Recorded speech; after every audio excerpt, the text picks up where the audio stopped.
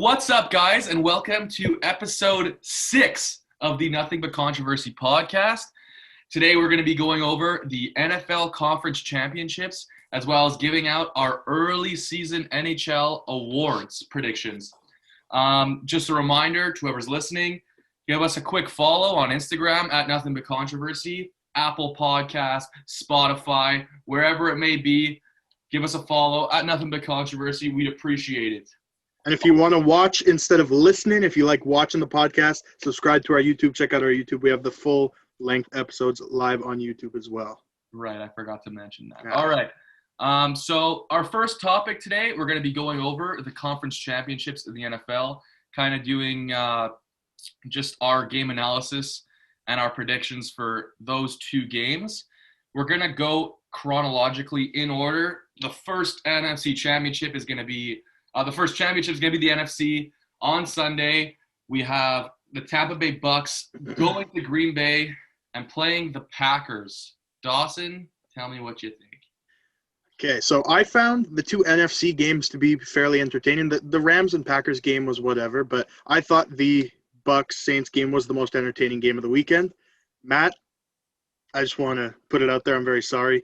It's okay. I'm not as upset as I usually am after Saints losses, and I'll tell you why later. I'll also just point out that I was the only one to pick the Bucks to win, so I will take my pat on the back there. Now, you're also the only one to pick the Ravens to win, so we're going to take a back there. But anyways, I think the really cool thing that we all pointed out for the Bucks-Saints game was it was going to come down to Alvin Kamara and the Bucks linebackers, and I think Devin White might have played the best game of his career yesterday. He played out of his mind. That defense honestly looked pretty good. This week's game, honestly, right off the bat, at the top of my head, I don't have a winner right now. I think it's going to be a close game. I think it's going to be closer than the Saints-Bucks game. But just the X factor in this game, even though he didn't play well, is Tom Brady, just because playoff Tom is playoff Tom. So for that reason, my early pick is going to be the Bucks for no reason other than Tom Brady, but I have to look into this matchup more as the week goes on and as the week progresses. Yeah, I don't like.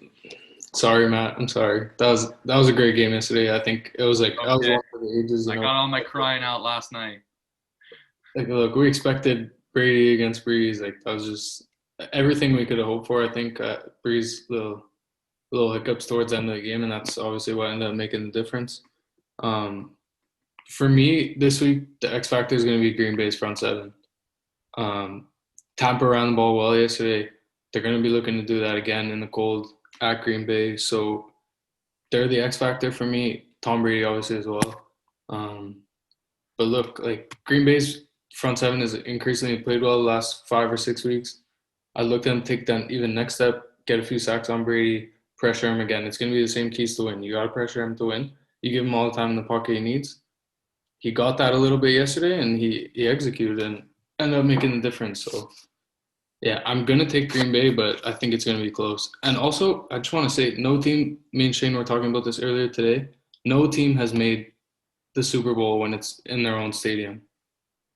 So, to me, that's just going to be on the minds of Tampa Bay. We'll see if, there's any extra pressure there, but yeah, I just thought that was interesting. Yeah, like Cam said, I'm also going to jump on the Packers. Honestly, yesterday, like you guys said, it was a good game. But I don't think the Bucks won that game. I think the Saints lost that game. The Saints, I was texting Cam throughout the whole game, and I was saying the Saints are letting them hang around too long for a Tom Brady-led team not to win this game. The Packers, their defense, they kind of like Cam Akers ran all over them, I found. So I feel like they're going to try and tighten that up. I don't know if Fournette played well yesterday, but I don't know if Fournette could do it again. If Rojo's healthy, I think that's an X factor for the Bucks. But the Packers offense, I don't see anybody stopping them right now.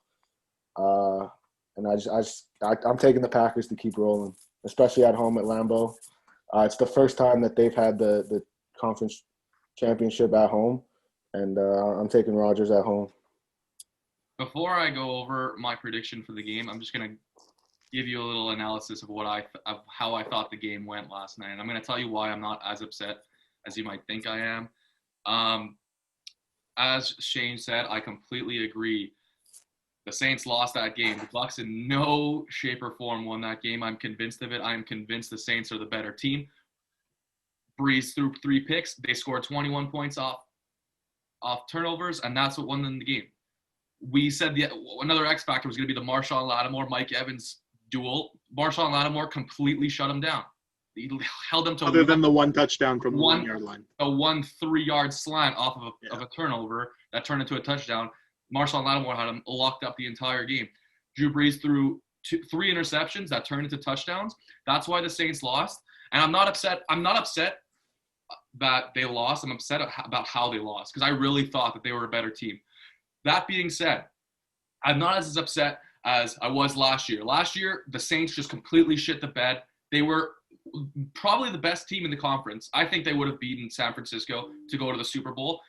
But against the Vikings, they completely shot the bed. They choked. That's it. The Saints were the worst team in that game. 100%. They did not play to their standards. The year before that, that's the game I'm the most upset about just because it's nothing that they can control. They were the better team in that game, and they got screwed off a bad play call, off a bad ref call that would have won them the game, sent them to the Super Bowl, and we would have had a chance to play Brady in the past. The year before that, it's just a play that's never going to happen again. Whatever. It really sucked when it happened, but we can all agree it was a great play in sports, and it hurts me every time I watch it, but there's nothing we can really do about it. With that being said, fuck Jared Cook. That's what's with it being said. As I said in previous episodes, there's 2 guys on the Saints that I need off that team. I don't know why Traquan Smith I don't know why you want him off the team, man. Traquan Smith played very well yesterday. That's fine. I'm going to give him props. That's cool. Jared Cook, I've had enough. He 100% turned the game completely around. The Saints were driving up 7 to go and take another touchdown lead, and he fumbles the ball on a 3rd and 3 where he caught a slant and he had the first down at midfield. That was the turning point of the game. Jared Cook, get out of the Saints organization. I'm done, okay? Another thing, Drew Brees, thank you for everything. Okay. Could be worse. You could be Rashard Higgins. While we're here, what do you think the Saints, we've seen in the last couple of weeks, the Saints salary cap situation? Obviously, they're gonna lose a little bit there with Brees if he does retire. But where do you see the Saints going? I think they're gonna go with Jameis for that reason. I badly hope that they don't take Taysom Hill as their starting quarterback. I have a few options for the Saints on that one. I really think that the Saints should just I mean, obviously I want them to get a star quarterback, but I don't want them to draft a quarterback. Kyle Trask at 28, baby. Pass. Why? But who do you think you're losing? Because you're still, even with Breeze, losing, that's 25 mil of cap, right, or around there. So you're still looking at 65 over cap. Yeah, it's really hard to say because we have a lot of stars, and it's kind of probably one of them are going to end up going, but it's hard to say which one because they're all kind of interchangeable. I think the only person who's untouchable on this team, there's 3 guys that are untouchable on this team. It's Alvin Kamara, it's Marshawn Lattimore, and it's Ryan Ramczyk. Those are the 3 guys that are completely untouchable. There's no way that they don't pay them. There's no way that they let them go because they're too important to this team. All right, fair enough. That being said, my prediction, regardless of who won the Saints-Tampa Bay game, I would have had the Packers. I honestly think the Packers are playing the best football in the league right now. Their whole problem was defense, and their defense is playing very well right now. It's going to be very hard to go into Lambeau and win. Obviously, I would have picked the Saints because the Saints are my team. I'm never going to bet against them. But Green Bay is the best team in football, in my opinion, right now. I think if they beat the Bucs, they're winning the Super Bowl. That's my pick. Aaron Rodgers is playing out of his mind. Devontae Adams didn't have a great game. Like we said, I would say that Jalen Ramsey won that battle, held him to four catches for 20 yards and a touchdown. And that one touchdown, you could argue, is not his fault. But yeah, give me Green Bay minus 3.5 against the Bucs. It's not just me making an emotional pick saying the Bucs beat the Saints on taking the Packers. I really think the Packers are really good, and I don't think any of you guys are going to argue with me on that one. Yeah. No, I'm lone wolf in the Bucks again. Not to say I would be surprised, but like I don't know. I think we're talking about, right? He could win. We wouldn't really be all shocked, but yeah, no, I think most people are expecting the Packers to win this weekend. All right, so let's move on. Before we move on, this doesn't really have to do with our episode, but Chris Olave announced that he's going back to Ohio State. Really? Yeah. That's huge news. Okay, so moving on to the AFC Championship. This is the game. This is the game that I wanted to see all year. I can't wait for it. The number 2 Buffalo Bills going to Kansas City and playing the Chiefs. The Chiefs are favored by 3. I guess the odds makers are thinking that Patrick Mahomes is going to be back. That's a shame that the last 2 MVP winners had concussions in their respective games. I'll start. I think if Mahomes plays, they're going to win. It's simple. Like I guess we could all probably going to say that if he doesn't, the Bills are going to win, but I wouldn't be at all shocked if the Bills pulled it off against Mahomes. The Bills are looking really good. But I think the Chiefs-Packers is going to be my Super Bowl pick. Yeah, me too. I know, anything's possible, but it all depends on if Pat Mahomes is playing. Obviously, if Pat isn't playing, then it's the Bills. But if he plays, even if he plays, because I know he also, on top of the concussion, he also had that toe that was bothering him for the first half of that game. It was his toe or his foot or something like that. Mm-hmm. But even if he's playing at 75%, I have the Chiefs in this game too. I think the Chiefs are too good. Their defense is playing well too. And again, Travis Kelce, Tyreek Hill, like it's just too many weapons at that point. I have one concern for Buffalo going into this game, and that's the fact that they can't run the ball and they don't really even try to run the ball. So here's the thing: if you're going, all indications right now, all the early indications are that Mahomes is going to play. So assuming he does play, that Chiefs offense is way too explosive and have way too many weapons at their disposal. Obviously, Clyde is probably going to be back this weekend. Sammy Watkins might be as well. So if you're playing a team that can score on you at will, we can assume that. They've done that all year. They've done that the last 3 years, really. If all you can do is throw the ball, you're not killing clock. Yeah. And I think that's what teams have done well when they have beat the Chiefs or simply outscored them, which is probably Buffalo's best option. I don't believe they can do that, to be honest. I think the Chiefs with Clyde back, the way their defense is playing right now, I'm going to go with the Chiefs. The Bills are literally going to have to put up 40 to beat them, in my opinion. Yeah, I agree with all you guys on Mahomes. Honestly, that play kind of confused me because it didn't look like he ever hit his head. I literally thought he got choked out because it was by his helmet. I thought he passed out. But apparently that's what happened. Apparently there's a nerve in your neck or something that when you touch, it makes you wobbly. That's apparently what happened. So apparently they've been checking all day. They've been checking his neck, and he's doing tests all week on his neck. I would assume he's playing. I mean, if it's not to say it's not serious, but it's not as serious as a concussion, I don't think. Yeah. Mahomes is going to play, I think. And like you guys were talking about, this game's not going to come down to stops. I think it's going to come down to who has the ball last, and they're both just going to try and outscore each other. I could see both teams putting up 40, but at the end of the day, I see, like you guys said, there's too many weapons on Kansas City for them to not score. I don't the Bills' defense isn't really anything special to me. They did shut down Lamar, but that's because they kept everybody in the box. And the Ravens OC called one of the worst games I've ever seen. They dared Lamar to use his arm, and he didn't really use his arm. Like I was telling Cam during the game, is he kept looking to run. Lamar's instinct in that game was to run first. That's what I saw. Josh Allen's more of a passer, obviously, but I think whoever Trey White has, I think he can eliminate, slow them down. I think I would put him on Kelce. And then put a safety over the top on Tyreek Hill. That's what I would do. But I feel like that's the best way to slow them down. But there's only so much you could slow down a Patrick Mahomes-led offense.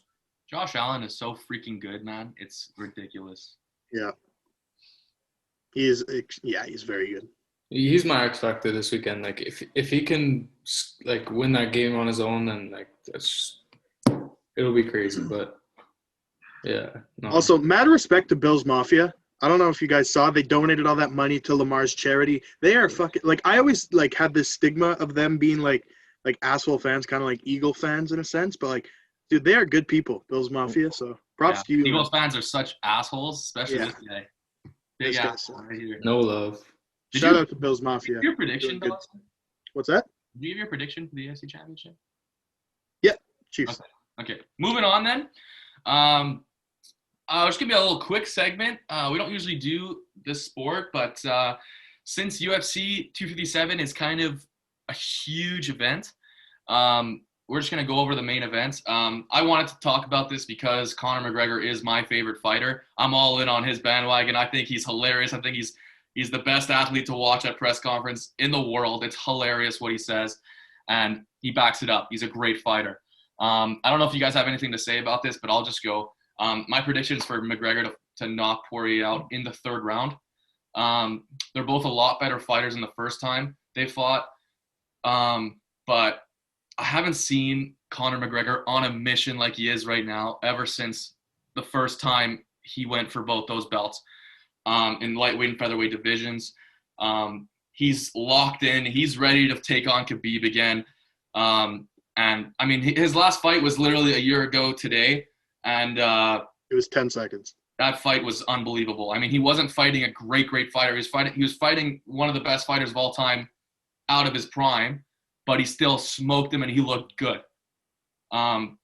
So yeah, I really hope McGregor knocks Poirier out. I'd really like to see Khabib fight McGregor because Khabib's on Fight Island right now and told Dana White and said, listen, I would think about coming out of retirement if someone showed me something in that fight. Yeah. So I'd like to see a killer knockout and see Khabib come out of retirement. And McGregor saying that he got the best out of Khabib and Khabib didn't get the best out of McGregor. So I would like to see it. I'd like to see McGregor and Khabib fight again. I think Khabib's the best all-around fighter I've ever seen, but McGregor's the best striker I've ever seen. Like when he lands on his punches, it's ridiculous. Like it's like instant knockouts. Like. So I'm excited for that. Yeah. I want to see Conor McGregor fight Jake Paul. That's what I want to see. No, yeah, I agree with you, Matt. Like, I like Poirier. Like, he's won some big fights. Like, he beat Holloway, gave Pettis. Like, he's a good striker too. Like, this isn't going to be like a snooze fest. You know, some of the UFC fighters we see. These are two guys that want to kill each other. Like, no going around it. But like you said, McGregor's on a mission. Dana's already come out and said Conor has big plans for this year. That goes obviously way beyond this fight. So I think McGregor's on a mission as well. I think he's going to come out swinging. And, yeah, I think he'll knock him out as well. I don't think it'll be in 2 minutes like it was the first time they fought, but I'll take McGregor with the knockout also. I have no opinion, so Shane, you go. I also have no opinion. All right. I just want to see a good fight. I just want to see a good fight. Yeah, for sure. Yeah. Also, since it is on January 23rd, I just wanted to give a little birthday shout-out to one of our boys, Cameron Wilson, turning in the big double 2. I'm excited. I'm excited, buddy. Thanks, boys. Appreciate it. Hope McGregor get a dub for me. Facts. Sure. All right, so moving on. We've done this for the NFL and the NBA, and now we're going to do it for the NHL. Our early season NHL prediction for the awards. We're going to start with, I guess we'll do the Hart last, since we did the MVPs last for the other ones. We'll start with the Art Ross, and I'll go first. My Art Ross trophy winner, it's easy. It's Connor McDavid.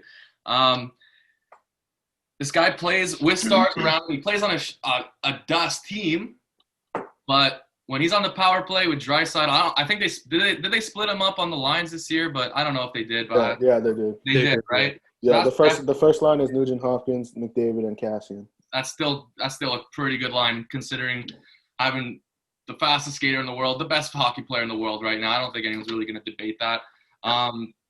So I have him getting the most points, but I don't see his team doing that well. I don't have them doing well either, but I also have him winning the Art Ross this year. I don't think – obviously it's a competition, but I'm – if I was a betting man, which I am, I'm fairly confident that Connor McDavid is going to win the Art Ross this year. For the record. Even though the Oilers suck. Yeah, for the record, anyone who doesn't know what the Art Ross Trophy is, it's just the trophy given out to the player who has the most points, so combined goals and assists. I'm going to go a little bit off the board here to the East Coast. I like Artemi Panarin to win this award. Hear me out. Like, from a betting standpoint, he has great value. I think he's at like plus 1,200 right now. But look, I like what New York is doing. I think they'll make a little run in that division. I think they will make the playoffs. They have Shesterkin and Georgiev. Great goaltending, obviously. So, yeah, give me Panarin to win the R. Ross. I'm jumping back on the McDavid bandwagon. Honestly, I like what Ken Holland did in the offseason. The Oilers are not as bad as they have been in recent years on paper. I like Kyle Turris slotting in on that third line center. I think there's more around McDavid than he's had the last couple of years. The only reason the Oilers are bad right now is the goalie situation to me. They can score goals with anybody in this league. I mean, obviously, McDavid and Leon Draisaitl, 2 Hart Trophy winners. Nugent Hopkins is not a bad hockey player himself. I don't know. The Oilers are not that bad. I could see them squeaking into the playoffs, and McDavid obviously leading that way. All right. Next up, we'll hand out the Rocket Richard Trophy. That's for the most goals. And I have Nathan McKinnon winning this award. Plays on maybe the greatest line in hockey. Just it should be illegal playing with Landeskog and Rantanen. Whenever they get on the power play, it seems like they're going to score each time. And I think him being right in the middle of that line is going to win him that award. He's going to get the most goals, and I see a big year for Colorado. Yeah. So my pick, it goes hand in hand with Matt's in a sense that on probably top 2 most talented rosters in the NHL. That's the Toronto Maple Leafs, as much as that pains me to say it. But I have Austin Matthews winning the Richard this year. I think he's an extremely good extremely good goal scorer. I was looking at the odds, and he has the Is worst he? value.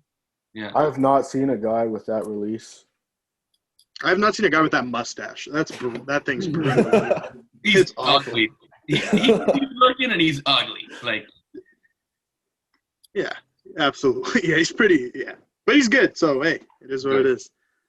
I went back to all your picks. I took McDavid here. Like look, he could very well win the R. Ross as well. But yeah, I think he's gonna score a lot this year. All right, so we'll move on. Right, and okay. Okay, go. All right, so it seems like me and Cam flip-flopped on this one. I got Artemi Panarin to win this one. I think the Rangers surrounded him with more passers this year. I think Zibanejad at center with him is a dynamic duo that I would not want to play against 8 times in a year. Lafreniere obviously makes them better. He's a better passer than probably more than half the league already. Panarin's always been a 30-goal guy, and he's been more of a setup guy, but I see this year him taking off in a short season, trying to get some goals for New York. All right, we done now? No? Yeah, we're good. All right, so moving on, we're going to give out the Norris Trophy, and that's for the top defenseman in the NHL. My pick goes to Cale Makar. I love this player, okay? You guys might start to see a theme in my awards picks, but I told you I'm seeing a big year from Colorado. Cale Makar makes that team so much better, and I can't wait to watch him this year. Yeah, Jeff Petrie no, I'm kidding. No, I think Cale Makar wins this award too. Same reason Matt said. Great team, great young player. He makes them better. Cale Makar. That's my pick. Again, I'm like I'm slightly off the board here. I think there's a guy who still has a really good chance. That's Quinn Hughes in Vancouver. He made a lot of strides last year. I don't know if you guys have watched Vancouver at all this year yet, but he looks really good. He looks like that shutdown guy that can also produce on offense. He's fluid. He's a good skater. You put him on the power play. He's lights out. I love him. Give me him to win the Norris. I'm also taking Cale Makar. I think we're starting to see, because like we all chose young defensemen. I think we're starting to see that change where they're up and coming. It's very hard to play defense in the NHL, especially at a young age. And Cale Makar, just the way he looks on both ends of the ice he looks like he's the next star. and I think he's going to run away with it, to be honest. All right. Next up, we're going to give out our Vezina for the top goalie in the NHL. Listen, I would pick Carey Price because I am convinced that Carey Price is the best goaltender in the NHL. I feel like he has been for the last maybe 7 to 10 years. But I feel like the thing that's going to hurt his case is he's not going to play as many games as the other goalies in this league. I think that's a reason why Bergevin got Jake Allen, is to give Carey Price some rest. Hopefully he's going to be good for the playoffs. But I have Andrei Vasilevskiy winning that trophy. He's got a pretty good team in front of him, considering they're the Stanley Cup champions. I think the Lightning are the all-around best roster in the NHL. Having Victor Hedman there is kind of a big deal too. Give me Vasilevskiy for the Vezina. Yeah, so my heart says Carey Price, but just my mind and everything, I think Carter Hart's going to win the Vezina this year. That's my pick. No reason other than Dawson, I think Philadelphia, obviously, a little bit of a weird playoff situation last year. Habs gave him a little run for their money, but yeah, I think Carter Hart looks good again. I think they'll have a good season again. I think they might make a little push in the playoffs. I think he's going to be a big reason for that. Look at Brian Elliott behind him. He has to do a lot of the work. So yeah, I like Carter Hart. I agree with you guys on Carter Hart. To me, I think Philly's going to win the President's Trophy. I think they're the deepest team. I think they're the best team in the league. And it starts in net. Obviously, they struggled trying to find a goalie, but they drafted him, and they're set for the next 10, 15 years. I think he's going to be a multiple-time Vezina Trophy, and I think it starts with his first one this year. All right, we'll move on to the Calder Trophy, given out to the top rookie. And for me, this might be a little hopeful, but I'm giving it to Alexander Romanov. This guy looks phenomenal. He does. I've been watching this kid, dude. Oh, my God. He looks so confident for a rookie. He's going to be a star in the NHL. This is hopeful. I'm a Habs fan, but I love what I'm seeing right now. And the Habs are a great team, and I feel like the Habs are a good team to surround a rookie like this. His pass to Thomas Tatar, or who was it on the break? Was it Thomas Tatar? Anyway, on the breakaway, first game, was unbelievable pass with confidence for a rookie. Give me Alexander Romanov for the Calder. Yeah. The only thing with this is I don't know how, because it is a good rookie class. There's a lot of good rookies this year, and I don't know how likely they are to give it to a defenseman. That's just me. I don't know, but for this one, his first goal was fucking. Yeah, I was gonna say. Okay. Anyways, we saw his first goal, Mr. Tim Stutzel in Ottawa. Yeah. I don't know, dude. He looks unreal, and I just after I saw that goal, I kind of went back and watched a lot of his highlights and stuff like that. And he looks unreal. Yeah. And he's gonna shine in Ottawa too, because Ottawa's kind of. I'm with you, Dawson. I think Ottawa completely flipped their roster from last year. I think Stutz look good. He's my Calder vote too. I think they're in a good position with a good mix of vets and young guys. I think he has a lot to learn, but I think he's going to progress, and I could see him winning the Calder for sure. All right, my vote might get a lot of heat because it goes back to the Artemi Panarin debate that there should be a cutoff age for Rookie of the Year. This guy played in the KHL for a lot of years, and now he's in the NHL, and he's lighting it up already. I'm pretty sure he was named the first star of the week this week. Kirill Kaprizov in Minnesota. He's already at 4 points. Like I said, the first star of the week. I expect him – Minnesota's not a great team, but I expect them to squeak into the playoffs, and I think he's going to lead that way. How old is he? 23, 22, 23. All right, so next we're going to give out the Selke Award. That's for the top defensive forward. My pick is Patrice Bergeron. As much as I hate the Bruins, that is one guy you just cannot not cheer for. All class, phenomenal player, and he just got the captaincy in Boston finally after Zdeno Chara left.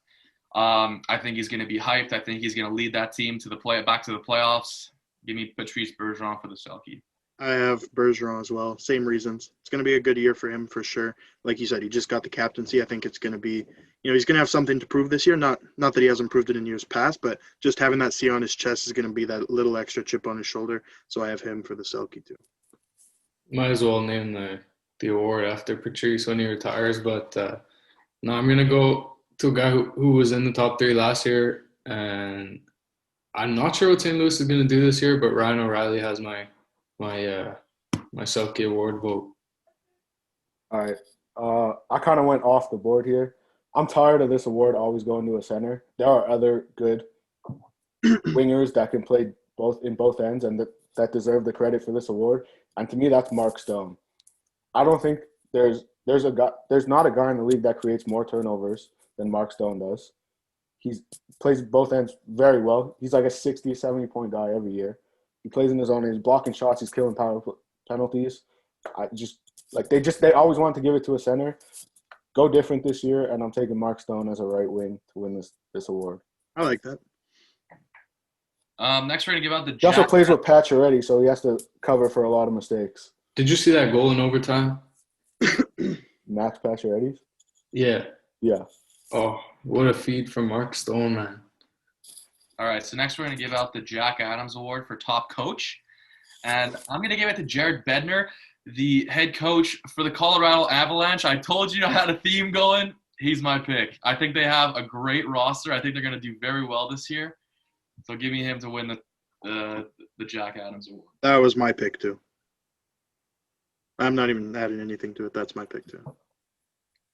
I'm going to go way off the board here to a team that I'm not hopeful for, but I think could make a little run and turn things around big time from last year. I'm going to go with DJ Smith, the head coach for the Sens. I think if they can turn it around, and I don't know if they'll make the playoffs. I think that they'll need to for him to win Coach of the Year.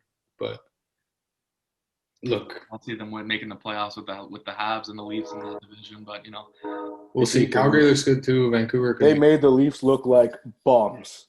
Yeah. I watched that game too. The Leafs looked garbage. The only thing I'm concerned about for Ottawa is if they can do this all year.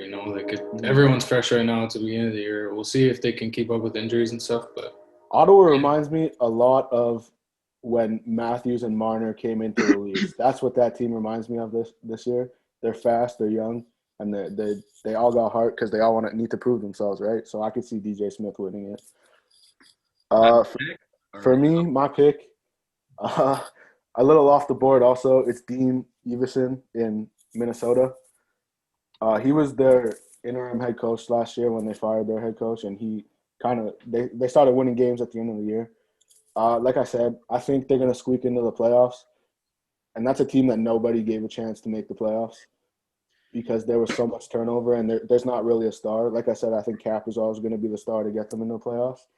So I could see him winning the trophy just because they got into the playoffs. All right, so we're going to move on to our Stanley Cup predictions. So we're going to say a team from the West, team from the East, or whatever, our Stanley Cup picks with the Conn Smythe Trophy for playoff MVP. And it goes right back with my theme. I've got the Colorado Avalanche defeating the Tampa Bay Lightning in the Stanley Cup final with Nathan MacKinnon winning the Conn Smythe Trophy.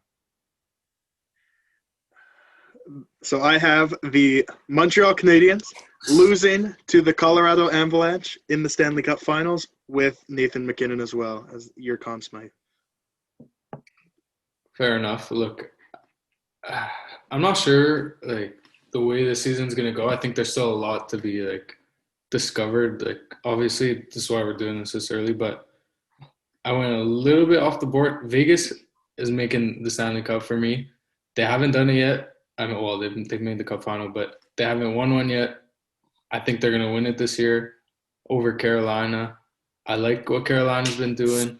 I think we'll see. I don't know. It's too easy and too early to just say all bullshit about what's going to happen. But I like Carolina. I think they'll make a little playoff run. I hope Mrazek is their guy, and I have Mark Stone to win the Conn Smythe. I wanted so badly to put Colorado in the Stanley Cup final, but I can't because I don't trust their goalies. Nothing that Grubauer has done has proved to me that he's a Stanley Cup winning goalie, and nothing that their backup has done has shown me that he's a Stanley Cup winning goalie. We always say getting hot at the right time for getting a hot goalie at the right time is what wins you a cup. And I'm going to go with the guy who won the Vezina in Philly to win the cup. over a Vezina finalist last year, Markstrom in Calgary.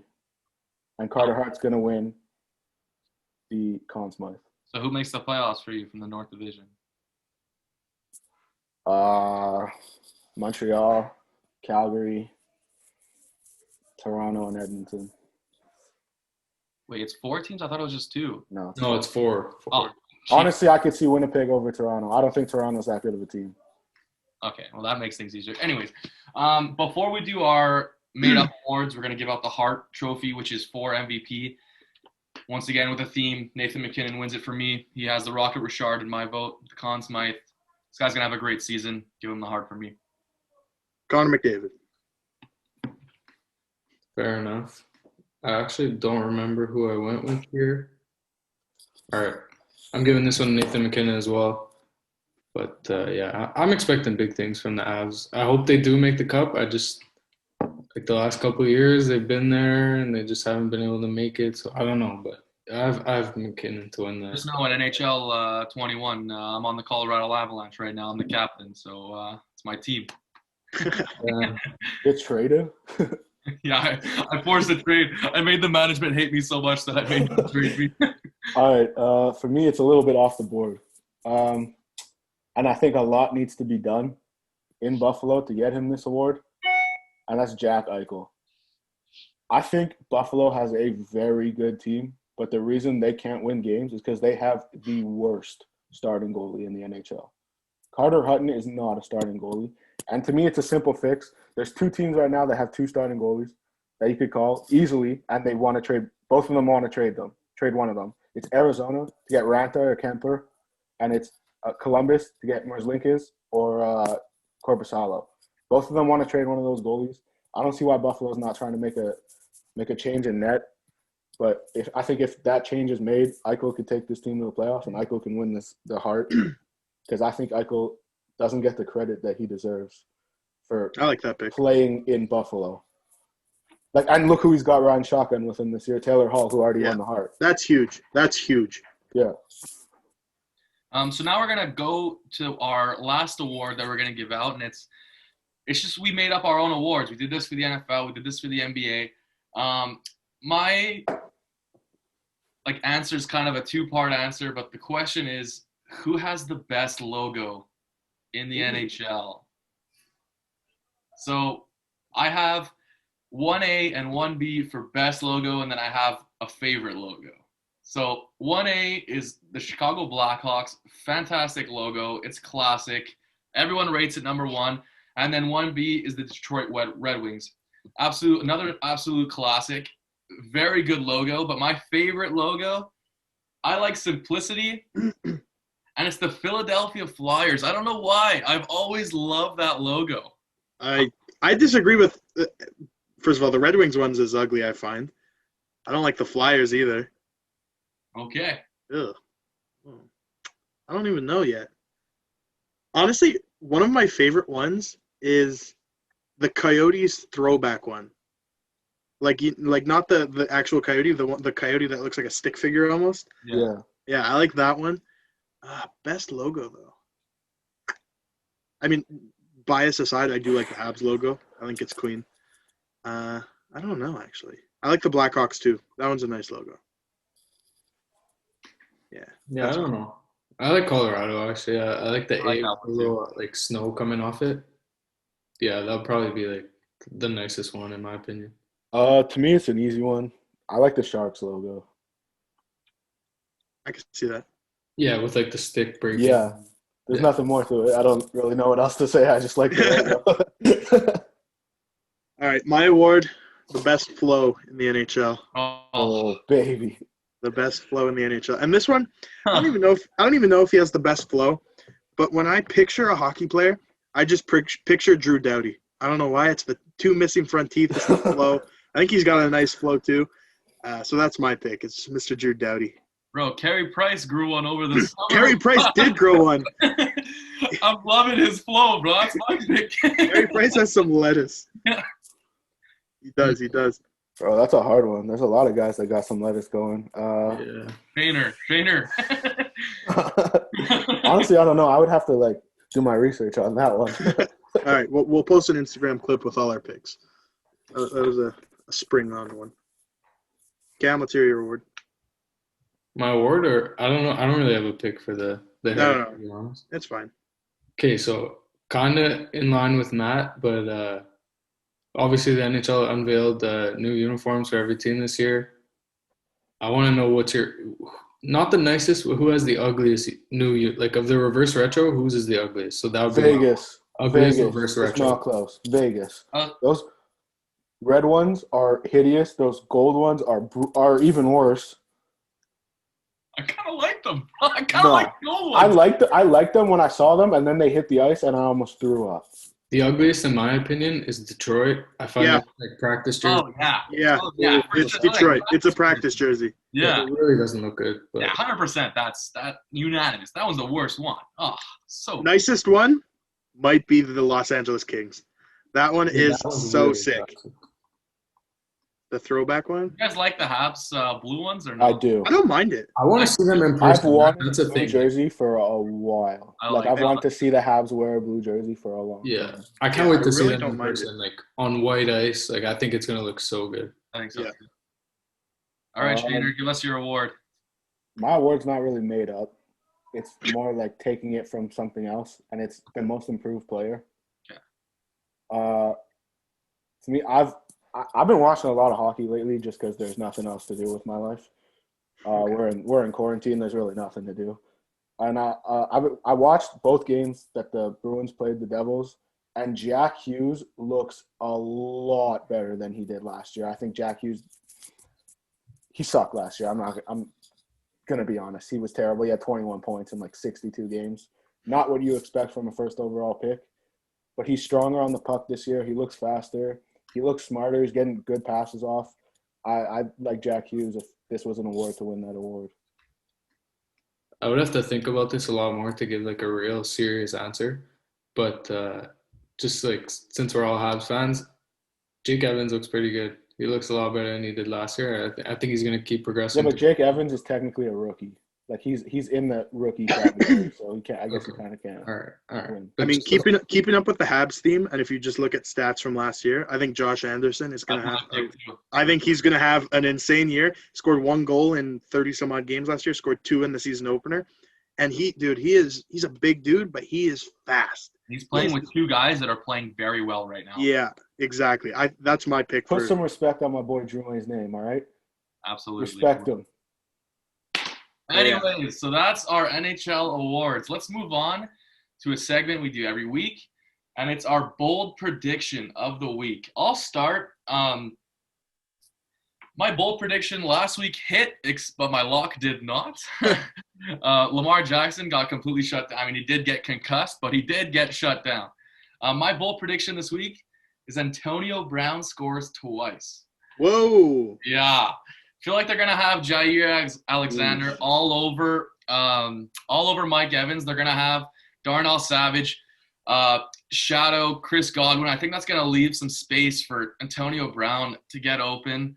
It is bold for him to score twice, but nearing the end of the season, he started to look good. Like he was running his routes, catching every ball like he used to. And that's my bold prediction of the week. I still think the Packers are gonna win, but yeah.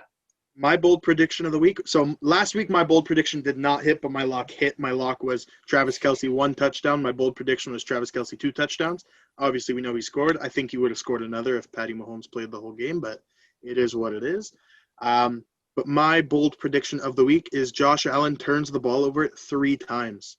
That's my bold prediction of the week. I'm getting flashbacks to the Texans last year, not for no reason at all. Just that game, I could just see it happening. Like I don't know why, but 2 interceptions and a fumble for Josh Allen. That's my bold prediction of the week.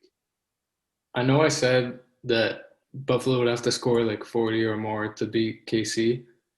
My bold prediction though is that game's gonna go under 54.5, and that's what the line's at right now. I like it to stay under. And I don't really have any like backup for that. Just think it might be like a little bit different than people expected. Honestly, I didn't think my bold prediction was that bold until we all started talking about the game, and you guys all said it was going to be a close game. But I got the Packers by double digits. I can definitely see that happening. I can see that. I'm telling you right now, I can see it happening. All right, you guys good? We're going to move on to a relatively new segment. It's going to be our second time doing it. It's called Simply This or That. I'm going to ask a question. Oh, there's your test from Dawson. The little test. You guys see that? Cool. Good to go. I'm going to ask a question. We're going to hold up a paper at the same time that we've already prepared with our answer. I'm going to ask one question of who makes it farther in the playoffs. I'm going to ask 5 questions of who is the better player. To start, we're going to start with who makes it farther in the playoffs, Brooklyn Nets or the Milwaukee Bucks. And, of course, we all know that Dawson's bold prediction of 2 weeks ago finally hit. James Harden got what he wanted and got traded to Brooklyn. So, yeah, who goes farther in the playoffs, the Nets or Bucks? You guys ready? Celtics. Sir. 1, 2, 3. Okay. Okay. So, listen, everyone said the Nets except for me. So, I had the Nets in the final. And now I do not. I am changing my pick to having the Bucks go to the NBA Finals. I think the Bucks have had the deepest team in the East for quite some time now. What? I think it's the opposite. The Bucks have the deepest team in the East. The Bucks have. Are we watching the same Milwaukee Bucks team? They had the best roster in the East the last 3 years. I would say Boston is deeper. I would say Miami's deeper. When Toronto won the championship, I'd say Toronto is deeper. But I don't know if they're deep. This team is winning games left and right. They're getting first in the conference, and they're just choking in the playoffs. Because they're not deep. Yeah. I disagree. Anyways, so I got into a very heated group chat discussion. Oh, man, was it ever heated? And I guess I said something that was very controversial. I think that the Nets got worse from this trade.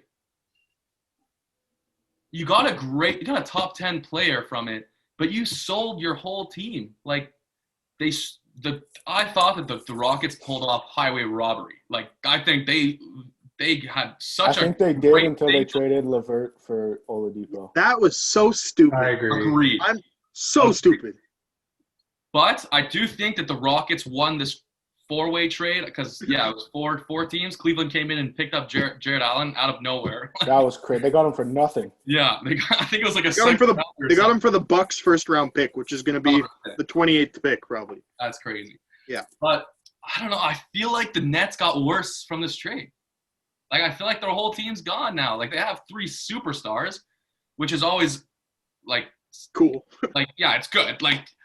Yeah. But I think that the Bucks are a great defensive team, and I think defense wins championships. I think Brooklyn doesn't have that defensive factor. I mean, Kyrie Irving's okay on defense. James Harden sucks on defense. Kevin Durant's good on defense. But, I don't know. I just feel like if one guy has a bad game, there's only 2 guys that are scoring. There's only one guy that's scoring. I feel like the Bucks. Yeah, one guy that could pop off for 50.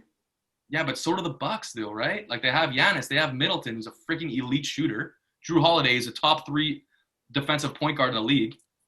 I don't know, to me, from everyone's point of view, everyone's saying wow, James Harden's making that big 3, but I feel like I get it. Was better without with all the guys in the roster on the bench and stuff people are overlooking Karis LeVert he's nothing. This guy's a star. He's good. Guy dropped 40 in the season opener. Yeah. You know what I mean? Wasn't it a triple-double? I don't even know if it was a triple-double. Or it was close, I'm pretty sure. It doesn't matter. The kid can play. The kid can play. And Houston was so stupid for trading him for Victor Oladipo. I think so, too. I don't think teams and Oladipo already wants out, apparently. Apparently they traded him, and he said, I don't even want to be here. Oh, that's bad. He wants to go to Miami. Teams need to use that more. Houston could have gotten – the Nets could have gotten Harden for less, knowing that Harden doesn't want to be in Houston. Just like how if they knew Oladipo didn't want to be in Indiana, then why trade Karis LeVert for that guy who now doesn't even want to be with you? Like, it doesn't make sense. They need to leverage that more. It doesn't make sense to me. And this trade kind of caused like a whole shitstorm indirectly too, because now Taurean Prince is with the Cavs, and Taurean Prince stole Kevin Porter Jr.'s locker, and now Kevin Porter Jr. is on the trade block because someone stole his locker and he freaked out and he threw food at him. This whole trade was. I love Kevin Porter Jr. He's good. He's good. So good. But also, if you're the Cavs, like, that's pretty disrespectful to give up your guy's locker to someone that just came in. I agree. It's not like it's Kevin Durant. Like, he gave his locker to Taurean Prince. Like, let's move. Anyways. All right, so let's just move on. I feel like we could talk about that for a while, but we don't have that much time. Wait, let me say why I'm picking the Nets. And it's the sole reason is there's never going to be a time that one of them's not on the court. Like, at least one of those guys is always going to be on the court leading the offense. So, and like, the Bucks just always find a way to choke. So I have no faith in them. I think the Nets need to make a deadline move for some deeper defensive. Yeah, like, I think long term the Nets got worse.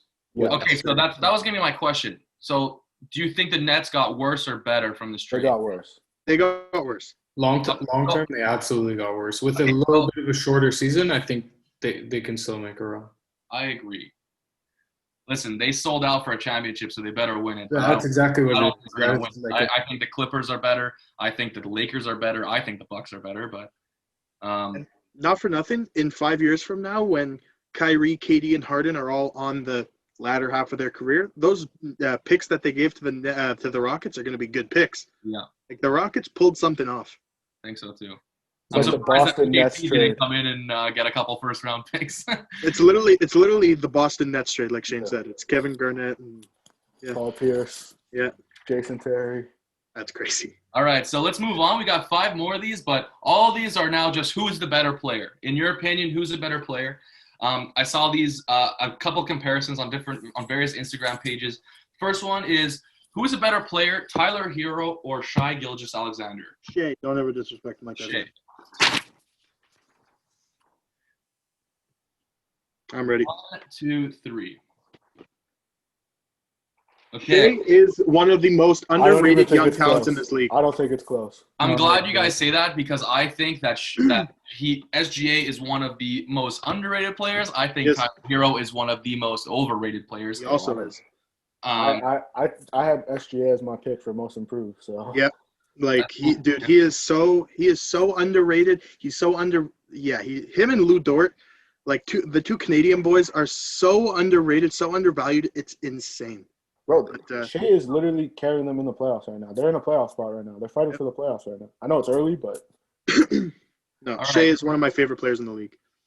I agree. I think Tyler Hero benefits from a better team around him, obviously in Miami. So Tyler Hero benefits from Jack Harlow writing a song about it. That was a fire track, though.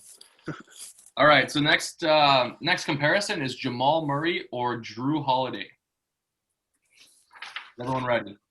Yes. 1, 2, 3. Wait. Oh, you didn't say you shook your head saying you're ready. Sorry. 1, 2, 3.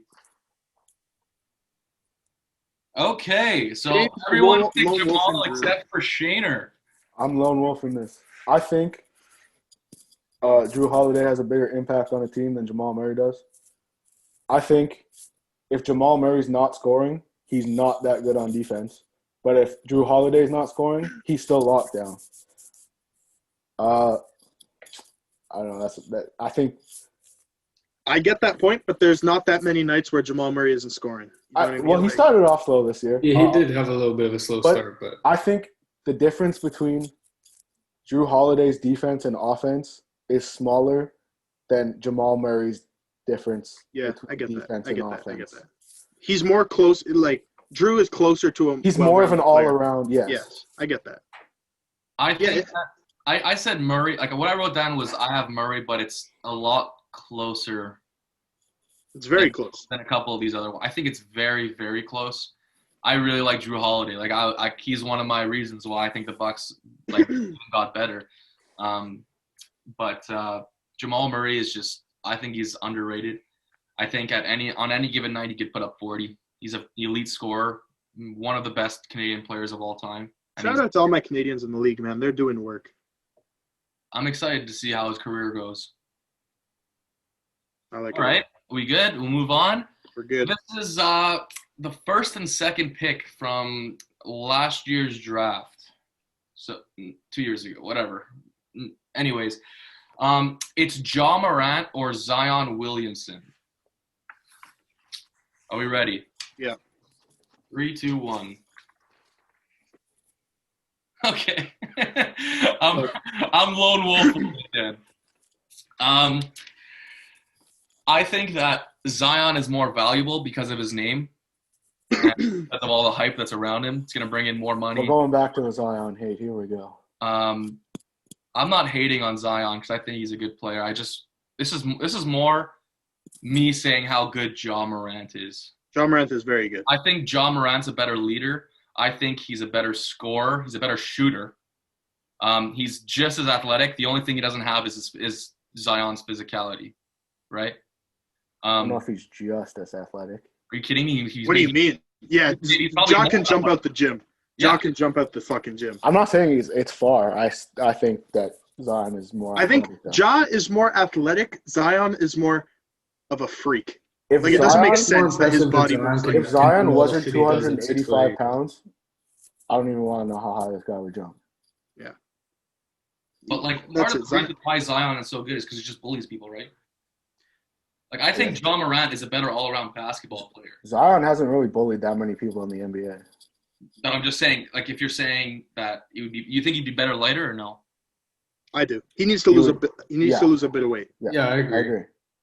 But the only thing that scares me, and you can make this argument about Zion too, is I don't know how long Ja Morant can play the way he is. He's so electric. He's, like you said, he jumps out the gym. He's jumping over people. I don't know how long that can last. And it's the same thing with Zion. I would say the exact same thing about exactly. Zion. Yeah. And again, Zion's overweight. All that jumping is going to take his toll on his knees. You know what I mean?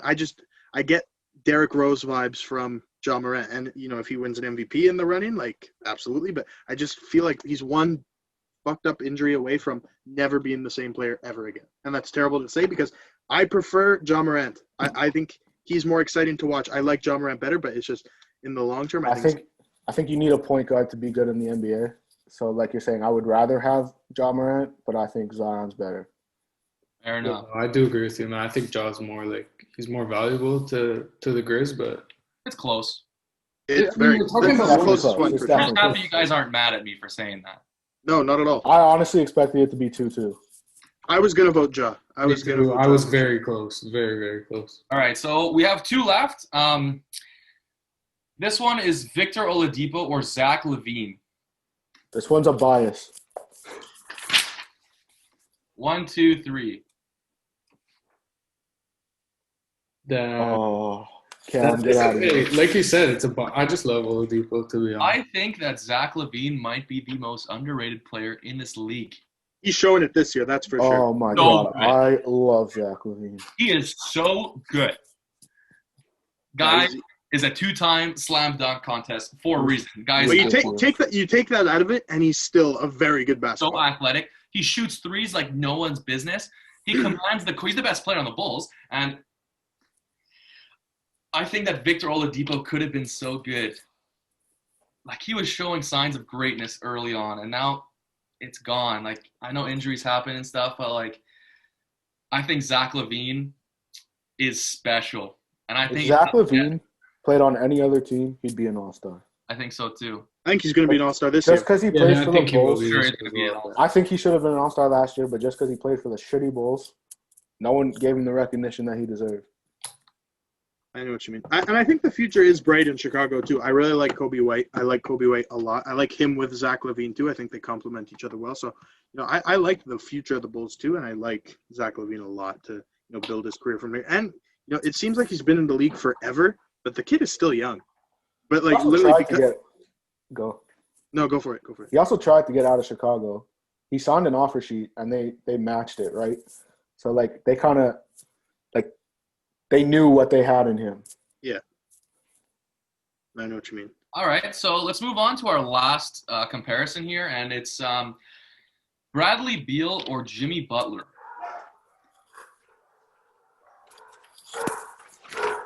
Are we ready? Hold on. Yeah. 3, 2, 1. Okay, so we're all on deal. All I gotta say about this is Washington wasted Bradley Beal's career. Mm-hmm. I think that Bradley Beal is so underrated just because he plays for Washington.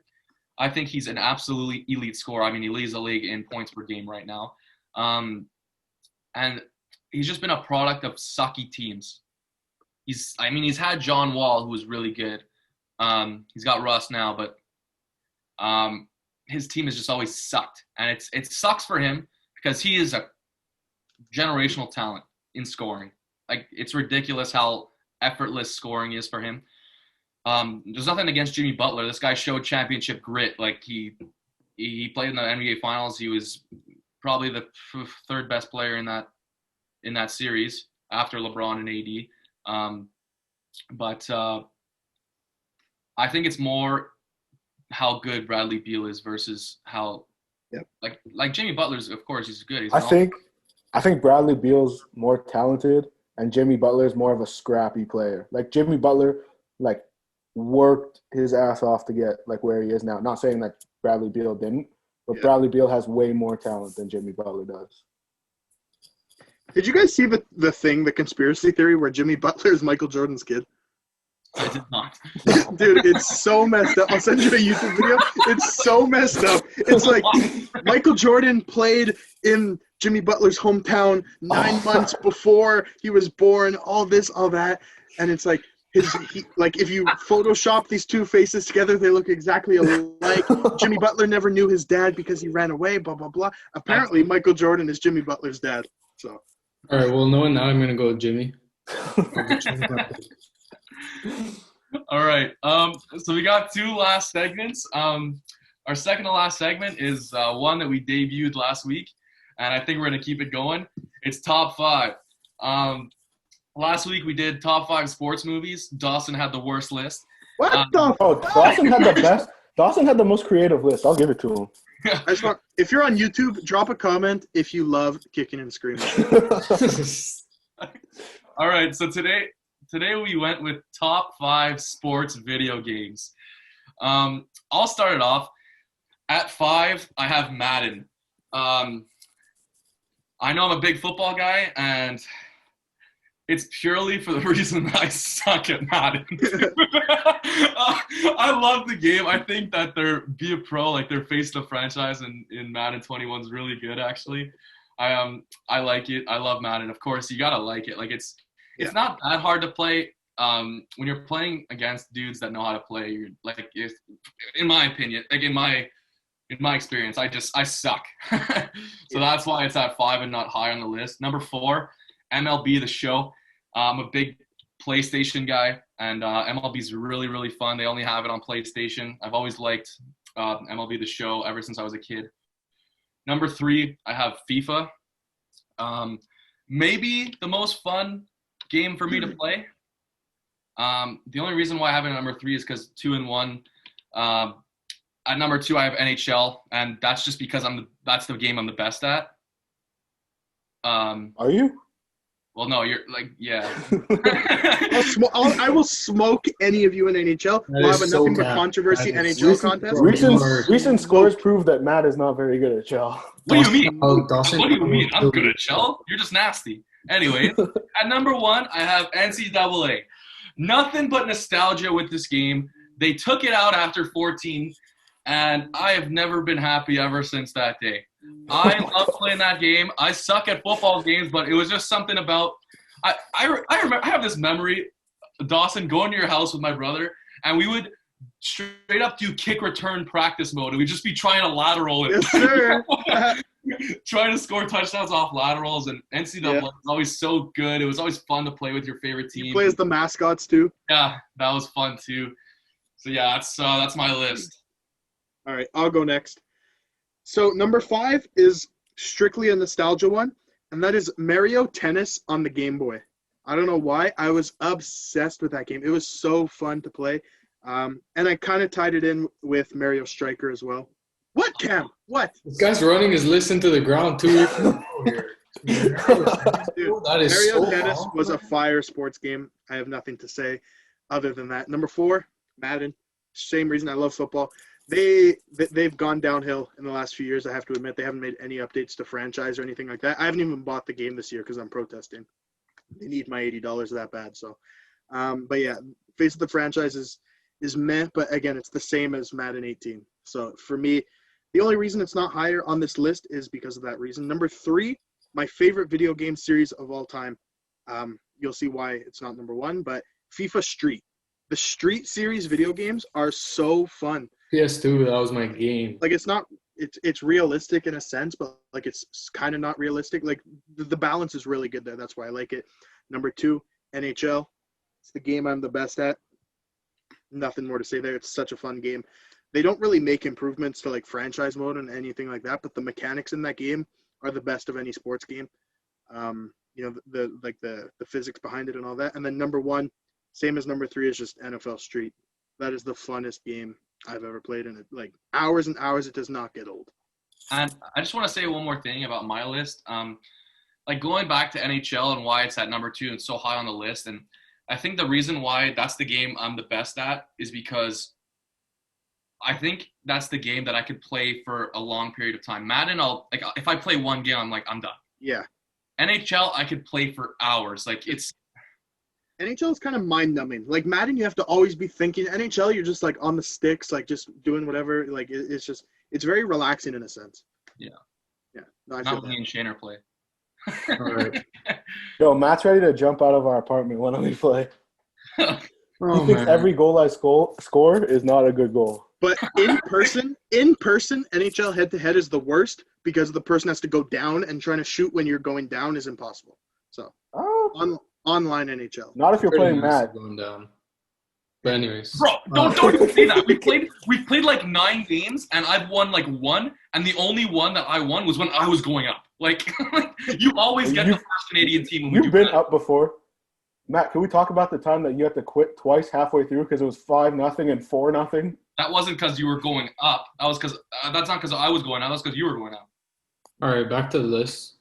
At number 5 on mine of NCAA football. The only reason it's at 5 is because the last game that did come out was in 2014. I really liked like the dynasty mode and like just everything about that game was cool. Like from when they started, I had like from 08 to 14. I think I love those games. But yeah, obviously it sucks that they can't do it, but players deserve their money, and if the NCAA doesn't want to give them the rights, then it is what it is. At 4, I have FIFA.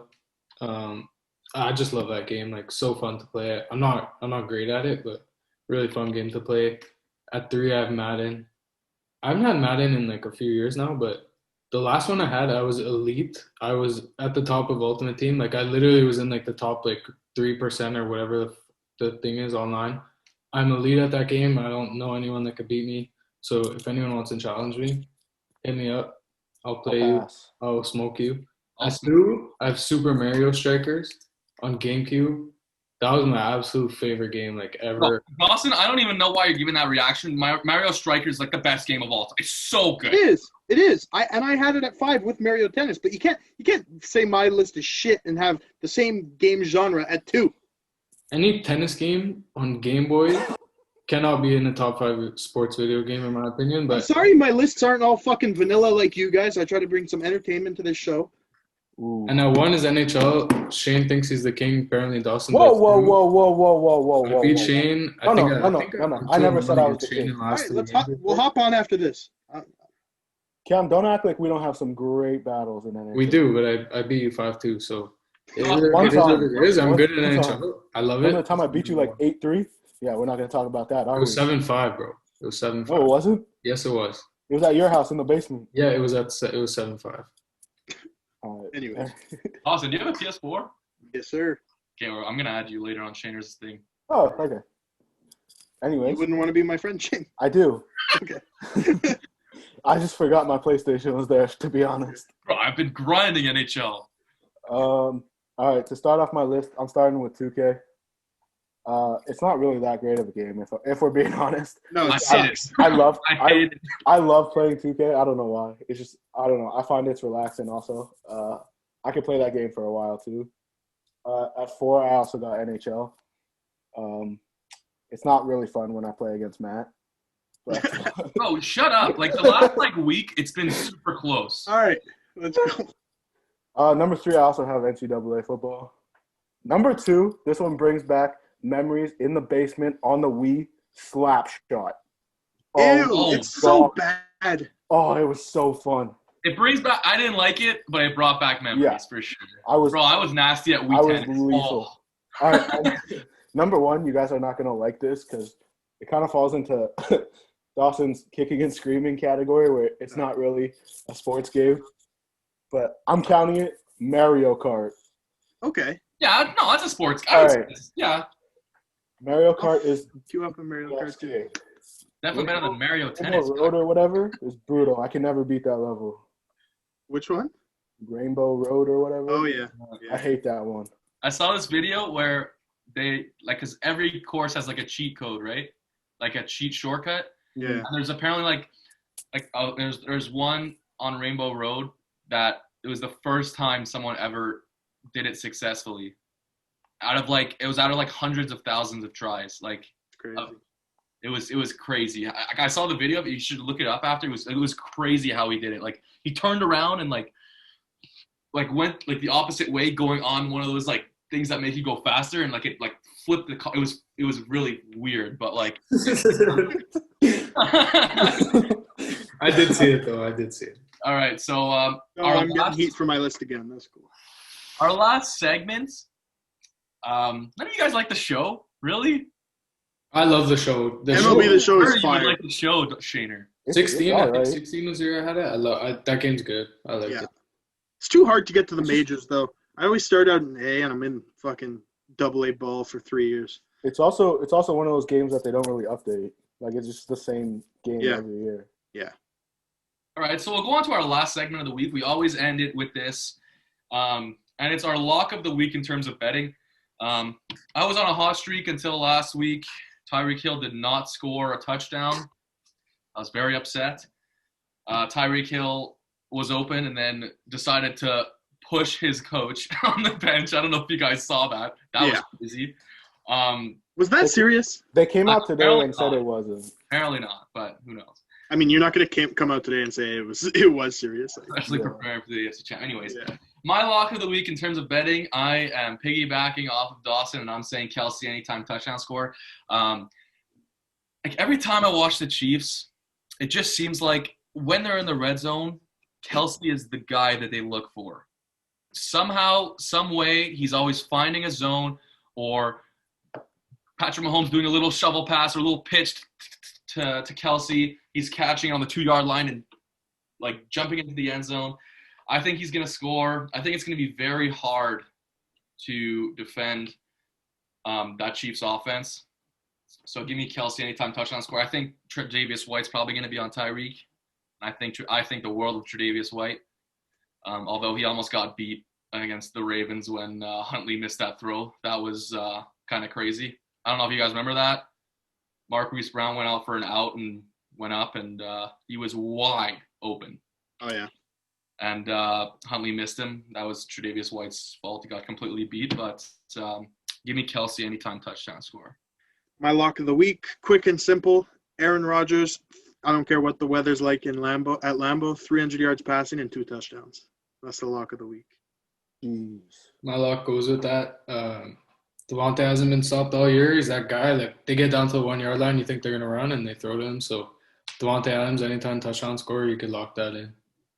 I had the same as Cam. So we're basically just not doing lock of the week anymore. We're just doing it's who's scoring. Touchdown score of the week. For me, it's tough with only 2 games. Yeah. Well, you're gonna put money on something, yeah, fair enough. That's a safe bet. Well, you changed it up. Right. Well, I'm gonna change my lock of the week. Okay, change it. All right. Tyler Toffoli scores on Monday night. Oh, baby. Lock it in. Monday night. I know we released this on Tuesday, but you can listen on Tuesday and know that Tyler Toffoli scored on Monday. Shane was right. January 18th. All right. With that being said, that does it for episode 6 of the Nothing But Controversy podcast. Just remember that we film every Monday, post every Tuesday at 5 p.m. Eastern Standard Time. Yeah, we post that on Spotify, on Instagram, on Apple Podcasts. And if you want to see the recording of the visuals, our reactions, we post those on YouTube at Nothing But Controversy. Be on the lookout for next week's episode for the giveaway. We're going to have a major Super Bowl giveaway, a huge Super Bowl show. We are very excited for that.